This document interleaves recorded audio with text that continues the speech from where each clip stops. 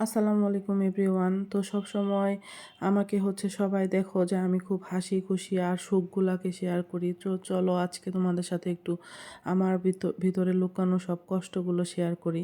তো চলে আসলাম সকাল সকাল খুব হাসি খুশি একটা মন নিয়ে মানসিকতা নিয়ে চলে যাচ্ছিলাম বাসায়।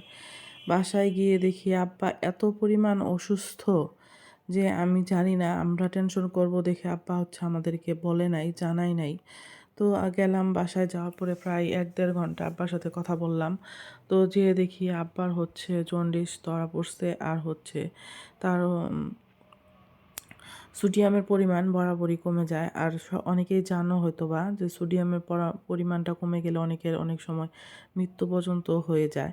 তো এই অবস্থা, আব্বার শরীরের খুব কন্ডিশন খারাপ। তো বাসা থেকে বের হয়ে আবার আমার বাসায় গিয়েছিলাম, কিছু কাজ ছিল। তো আজকে আব্বাকে দেখে আসার পর থেকেই এই দিনটার কথা বারবার মনে হচ্ছিল, এই রাতটার কথা অনেক মনে হচ্ছিল। এই দিনটা রাতটা অনেক ভয়ঙ্কর ছিল আমাদের সবার জীবনে। আমি আসলে কথা বলতে পারতেছি না, খুব মিস করতেছি আব্বাকে।